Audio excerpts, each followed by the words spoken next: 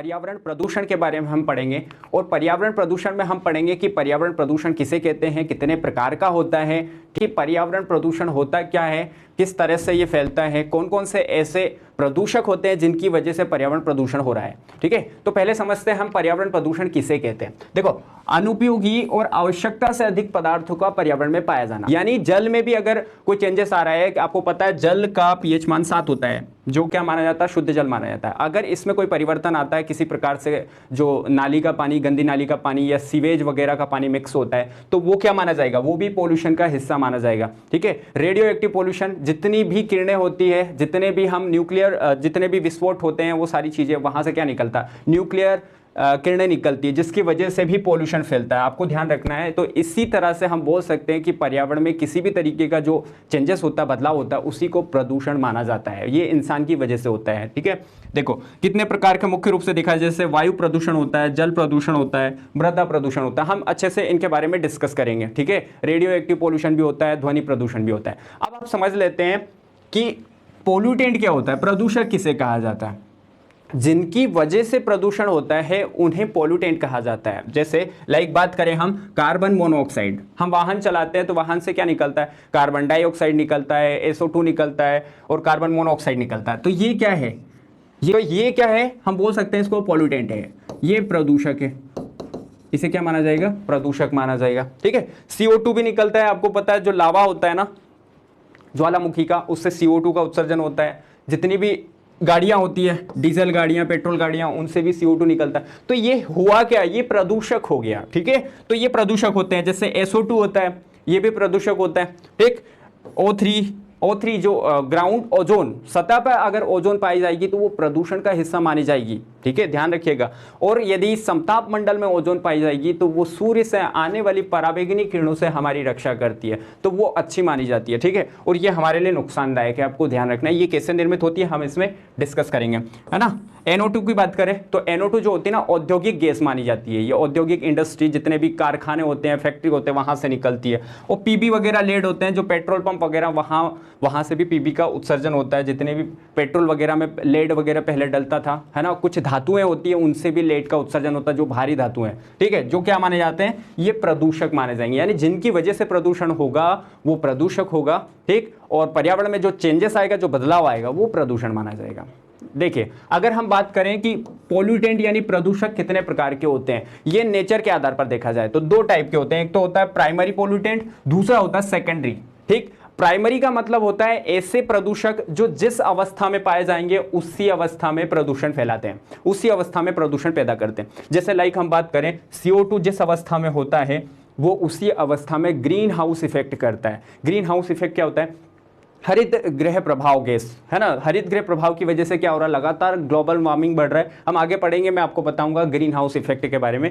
ठीक, तो ये क्या हो गया, जिस अवस्था में उसी अवस्था में प्रदूषण कर दिया। SO2 की वजह से क्या होता है, अम्लीय वर्षा होती है। ऐसी वर्षा जिसका pH मान 5.6 से कम होता है उसे अम्लीय वर्षा कहा जाता है। तो SO2 क्या हो गया, प्राथमिक प्रदूषक हो गया।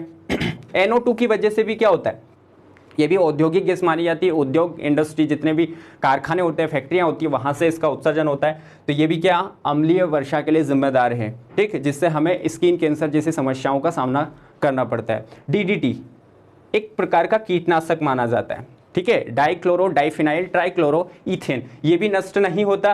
प्लास्टिक भी क्या माना जाता है, प्राथमिक प्रदूषक माना जाता है। जिस अवस्था में होता है उसी अवस्था में प्रदूषण फैलाता है, यानी किसी से क्रिया नहीं करता, अपने आप में बहुत ज्यादा हार्मफुल है, खतरनाक है। ठीक है, अब बात करें हम द्वितीयक प्रदूषक की, तो ऐसे प्रदूषक जो प्राथमिक प्रदूषक से मिलकर बने होते हैं उन्हें द्वितीयक प्रदूषक कहा जाता है। प्राथमिक प्रदूषक लाइक इनसे मिलकर बने होंगे, है ना। जैसे हम बोल सकते हैं धुआं जो होगा, धुआं किससे मिलकर बना होता है, ठोस, द्रव, गैस, ये तीनों चीजें मिक्स हो जाती है ना, तो धुएं का निर्माण हो जाता है। ठीक है, आपको ध्यान रखना है। पेन जो होता है ना, पेरॉक्सी एसिटिल नाइट्रेट, हम पेन के बारे में पढ़ेंगे, पेन होता क्या है बहुत अच्छे से डिस्कस करेंगे। ठीक, आगे अमोनिया होता है। जितनी भी चीजें होती है ना, हम कूलेंट के रूप में, प्रशीतक के रूप में यूज करते हैं। जैसे हमारा AC हो गया, फ्रिज हो गया, या जेट इंजन वगैरह में अमोनिया का यूज किया जाता है। ठीक है, तो ये भी क्या है, ये द्वितीयक प्रदूषक है, यानी प्राथमिक प्रदूषक से क्रिया करने के बाद द्वितीयक प्रदूषक का निर्माण होता है। NH3, इसका सूत्र क्या है, NH3 फॉर्मूला याद रखिएगा। ओजोन की बात करें, जो सतह पर ओजोन पाई जाती है वो भी प्रदूषक मानी जाती है। किस प्रकार का? सेकेंडरी या द्वितीयक प्रदूषक मानी जाती है। अब देखो यहाँ पे आपको समझ में आएगा, जैसे यहाँ पर हमने NO की बात करें, है ना, नाइट्रोजन ऑक्साइड की बात करें, तो NO ही आगे चलकर क्या बना लिया इसने? नाइट्रोजन डाइऑक्साइड का निर्माण कर लिया। यानी प्राथमिक प्रदूषक ही द्वितीयक प्रदूषक का निर्माण करते हैं। ठीक है, आपको समझना है। अब देखो, अब बात करें कि अपघटन के आधार पर, डिग्रेडेशन के आधार पर प्रदूषक कितने प्रकार के होते हैं, तो 2 टाइप के होते हैं मेनली। अब देखो, डिग्रेडेशन का मतलब ये होता है कि ऐसे प्रदूषक जो एक समय के बाद खत्म हो जाते हैं उन्हें क्या कहा जाता है? जैव अपघटनीय या निम्नीकरणीय। और जो कभी खत्म ही नहीं होते हैं, है ना, उन्हें क्या कहा जाता है? जैव अनअपघटनीय या अनिम्नीकरणीय। जैव अपघटनीय का मतलब ये होता है, ऐसे समझो कोई चूहा है, कोई चूहा मर गया, है ना, तो वो 8 से 10 दिन में, 15 दिन में खत्म हो जाएगा, उसके बाद प्रदूषण नहीं फैलाएगा, यानी डिग्रेड हो जाएगा। ऐसे प्रदूषक जिनको हम सूक्ष्म जीवों के द्वारा कम कर सकते हैं, अपघटित कर सकते हैं, उन्हें क्या कहा जाएगा? जैव अपघटनीय कहा जाएगा। लाइक बात करें हम, जैसे जितनी भी सीवेज होता है, मलमूत्र होता है, घरेलू कचरा होता है, साग सब्जी या फिर लकड़ी से बनी हुई जो चीजें होती है, ये सारी डिग्रेड हो जाती है, पेपर वगैरह। लेकिन हम बात करें कि जैव अनअपघटनीय प्रदूषक की, तो ऐसे प्रदूषक जो सूक्ष्म जीवों द्वारा अपघटित नहीं होते, जिनको कम नहीं किया जा सकता, बहुत ज्यादा खतरनाक होते हैं ये। ठीक है, जैसे प्लास्टिक, इसको केवल रिसाइकल किया जा सकता है, कभी खत्म नहीं होता प्लास्टिक। ठीक है, आपने सुना होगा प्लास्टिक जो है कभी खत्म नहीं होता। DDT, डाइफिनाइल ट्राइक्लोरोइथेन, एक कीटनाशक है जो भी कभी खत्म नहीं होता। रेडियो एक्टिव पदार्थ होते हैं, है ना, जितने भी हम जैसे लाइक कैमरा हो गया, मोबाइल हो गया, इनसे रेडियो एक्टिव किरणें निकलती है। ठीक, और उनमें कुछ रेडियो एक्टिव पदार्थ होता है जो कभी खत्म नहीं होता है। ठीक, पारा हो गया, कभी खत्म नहीं होता है। 2,4-D, ये भी कीटनाशक होता है जो कि डिग्रेड नहीं होता है, जो अपघटित नहीं होता है। ठीक है, आपको ध्यान रखना है। ये किसके आधार पर देखा हमने टाइप? अपघटन के आधार पर। अब देखो, समझते हैं अपघटन के आधार पर किस प्रकार से, जो मेटल है, मेटल को क्या माना जाएगा? मेटल को हम बोल सकते हैं जैव अनअपघटनीय। ये खत्म होता है? मेटल नहीं होता है, डिग्रेड नहीं होता है, इसको एक रूप से दूसरे रूप में ढाला जा सकता है केवल।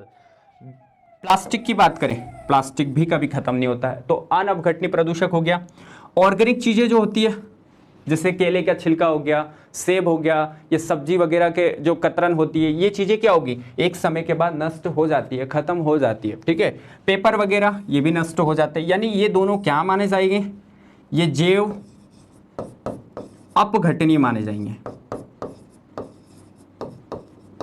है ना। बाकी ग्लास वगैरह कभी खत्म नहीं होता है। ई वेस्ट, इलेक्ट्रॉनिक कचरा, ये भी कभी खत्म नहीं होता है, यानी इन्हें भी क्या माना जाएगा? इन्हें अनअपघटनीय माना जाएगा। ठीक है, इन्हें जैव अनअपघटनीय पोल्यूटेंट प्रदूषक माना जाएगा। ठीक है, आपको इतना ध्यान रखना है। क्लियर है? अब देखो, अगर हम बात करें कि प्रदूषण का किस किस प्रकार से प्रभाव पड़ सकता है हमारे जीवन पर, हमारे पर्यावरण पर। देखो, प्रदूषण की वजह से आपको पता है स्वास्थ्य पर भी प्रभाव पड़ता है। आपको पता है कुछ शहर ऐसे हैं, जैसे अगर लाइक हम बात करें दिल्ली, मुंबई, हैदराबाद, है ना, इनकी अगर हम बात करें तो इतना ज़्यादा प्रदूषण है, ऐसा कहा जाता है कि दिल्ली की हवा सामान्य हवा से 25 गुना ज़्यादा खतरनाक हो गई है, इतनी ज़्यादा हानिकारक हो गई है कि वहाँ सांस लेना बड़ा मुश्किल हो गया।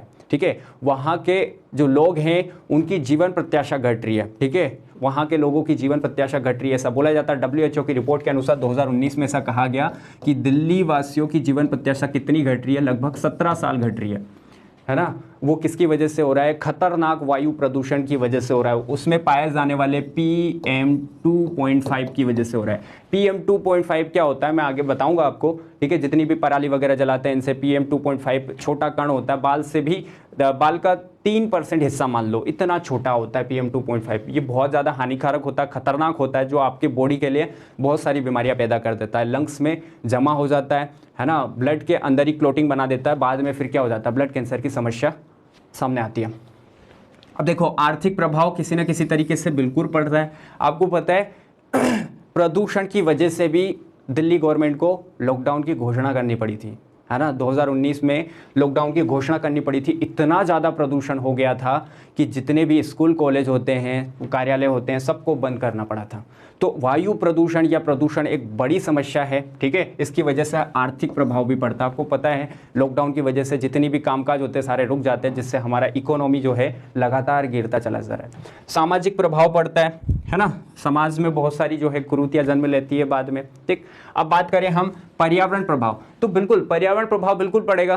पेड़ पौधे जो होंगे वो ठीक तरीके से ऑक्सीजन नहीं दे पाएंगे, वो ठीक तरीके से ग्रो नहीं कर पाएंगे। अम्लीय वर्षा होगी, है ना, यानी वर्षा का जो पानी है उसकी गुणवत्ता बदल जाएगी, ठीक। तो और मृदा अपरदन भी होगा, है ना, मिट्टी की जो गुणवत्ता है वो भी बदल जाएगी। तो बहुत सारी चीज़ें हैं वो पर्यावरण पर प्रभाव पड़ेगा।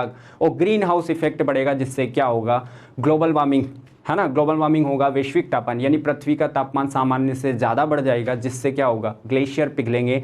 और क्या होगा, जितने भी तटीय राज्य होते हैं, तटीय इलाकों पे जो बसे हुए देश होते हैं वो डूब में आ जाएंगे, ठीक है। तो हमें ध्यान रखना, ये हमारे जीवन पर इसके प्रभाव पड़ सकते हैं और पर्यावरण पे किस प्रकार से इसका प्रभाव पड़ सकता है, ठीक है। अब देखो, अगर हम बात करें प्रदूषण के प्रकार की टाइप्स ऑफ पोल्यूशन कितने प्रकार का होता है, तो मुख्य रूप से देखा जाए तो प्रदूषण जो है 5 प्रकार का होता है।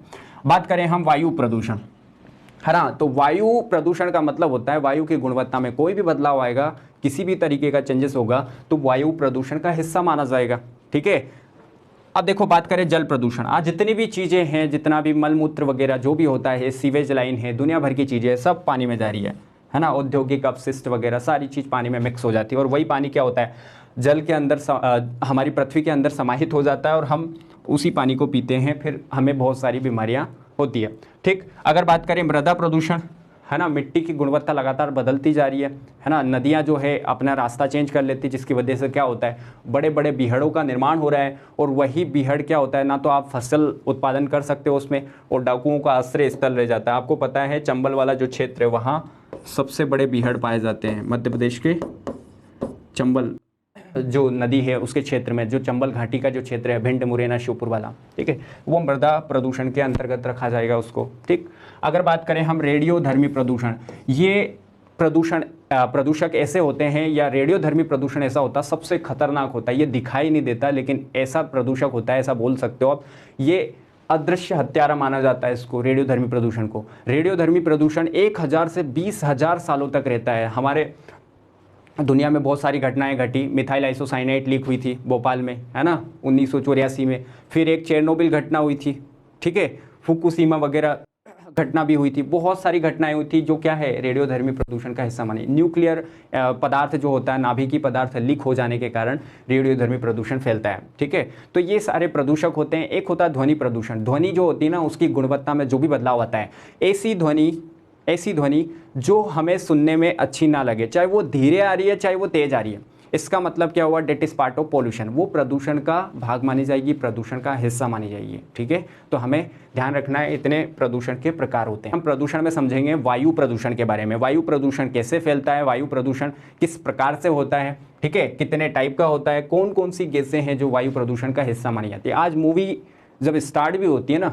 मूवी के जो मुख्य सीन होते हैं उसमें भी वायु प्रदूषण ही दिखाया जाता है, आपने देखा होगा, ठीक है।